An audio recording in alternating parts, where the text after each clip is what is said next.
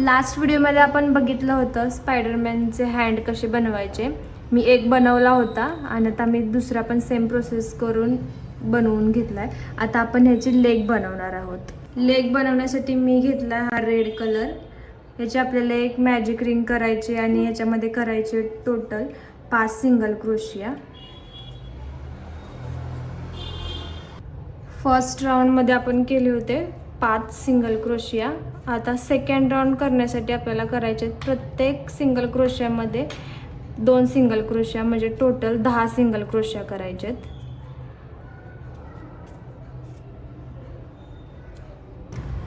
आता हा आपला थर्ड राऊंड आहे. थर्ड राऊंडमध्ये आपल्याला प्रत्येक सिंगल क्रोशियामध्ये 1 सिंगल क्रोशिया, असे टोटल 10 सिंगल क्रोशिया करून हा जो राऊंड आहे तिसरा तो कंप्लीट करून घ्यायचा आहे. ठीक आहे. आता हे आपले टोटल 3 राऊंड कंप्लीट झालेत. आता आपला चौथा राऊंड आहे. चौथ्या राऊंडमध्ये आपल्याला करायचं 1 सिंगल क्रोशिया, 2 सिंगल क्रोशिया आणि 3 सिंगल क्रोशिया. 3 सिंगल क्रोशिया झाल्यानंतर आपल्याला करायचा एक डिक्रीज. ठीक आहे.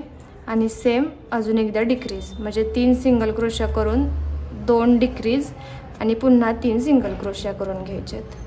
5व्या राऊंडसाठी आपल्याला करायचं आहे प्रत्येक सिंगल क्रोशियामध्ये 1 सिंगल क्रोशिया, म्हणजे आपण डिक्रीज करून आपले 10चे आपण 8 सिंगल क्रोशिया केलेले, तसे आता ह्या 8 वरती पुन्हा 8 सिंगल क्रोशिया करून हा जो आपला 5वा राऊंड आहे तो कंप्लीट करायचा आहे. आता मी इथे ब्लू कलर ॲड केला आहे. आपल्याला आता टोटल पुढचे जे 3 रो आहेत ते आपल्याला ह्या ब्लू कलरने करायचे आहेत.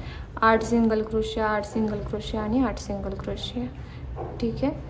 तर आता मी आता ब्लू कलरने फर्स्ट जो राऊंड आहे ब्लू कलरचा तो प्रत्येक स्टिचमध्ये 1 सिंगल क्रोशियाने कंप्लीट करते आणि पुढचे सेम 2 राऊंड. ठीक आहे.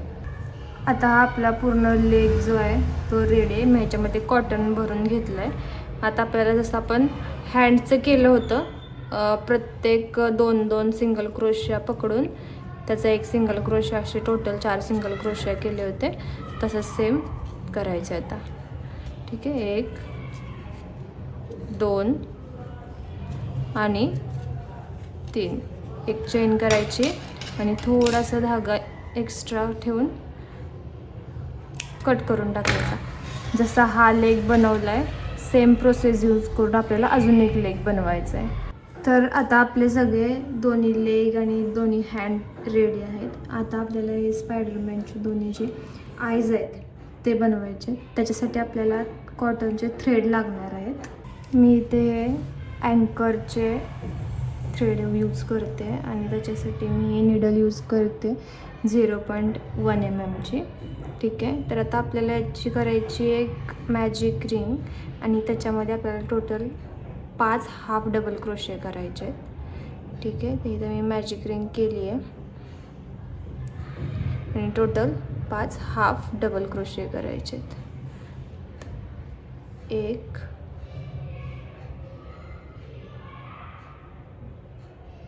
2 अशा प्रकारे टोटल 5 करायचे आहेत. ठीक आहे. हे 5 जे आपण हाफ डबल क्रोशिया केलेले त्यांना आपण जॉईंट नाही करायचं आहे. इथेच आपल्याला आता एक चेन करायचे.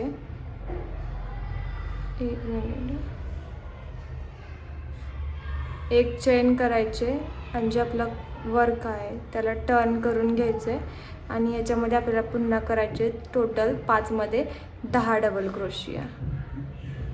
प्रत्येक डबल क्रोशियामध्ये आपल्याला 2 डबल क्रोशिया करून 10 डबल क्रोशियाचा सेकंड राऊंड तयार करायचा आहे. ठीक आहे.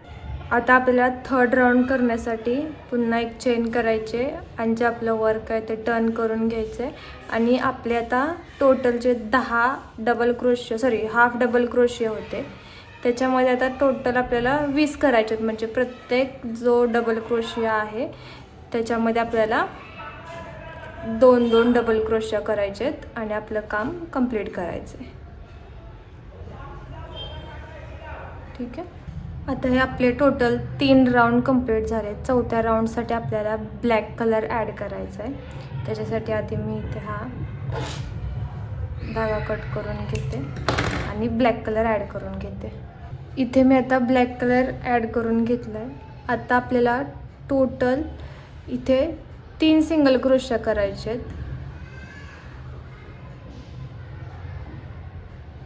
जो हा आपला फर्स्ट हाफ डबल क्रोशिया आहे त्याच्यामध्ये आपल्याला एक करायचा आहे सिंगल क्रोशिया. पुन्हा पुढे थोड्या गॅपमध्ये करायचा आहे एक सिंगल क्रोशिया. एक सेकंड. ठीक आहे. आणि पुढे जो हा सर्कल आहे त्याच्यामध्ये करायचं एक सिंगल क्रोशिया. टोटल 3 सिंगल क्रोशिया झाले. पुन्हा त्या गॅपमध्ये आपल्याला करायचं एक सिंगल क्रोशिया. 4 टोटल 8 सिंगल क्रोशिया करायचे. 5 6 7 आणि 8. आता हे 8 सिंगल क्रोशिया झाल्यानंतर आपले जे टोटल 20 सिंगल क्रोशिया हाफ डबल क्रोशिया आहेत त्याच्यामुळे टोटल 20 सिंगल क्रोशिया करून घ्यायचेत. आता मी हे दोन्ही जे आईज आहेत ते रेडी करून घेतलेत. आता आपल्याला हा जो फेसवरती आपण आर्ट केला आहे ते करायचं आहे. त्याच्यासाठी मी इथे एक छोटी सुई घेतली. ठीक आहे. आता मी याच्यामध्ये धागा घालते आणि पुढे जी प्रोसेस आहे मी तुम्हाला ती दाखवते. ठीक आहे. मी इथं आता एक नॉट बांधली आहे. ठीक आहे. आता आपल्याला हा हाफ जो पार्ट आहे तो कवर करायचा आहे. त्याच्यासाठी मी इथे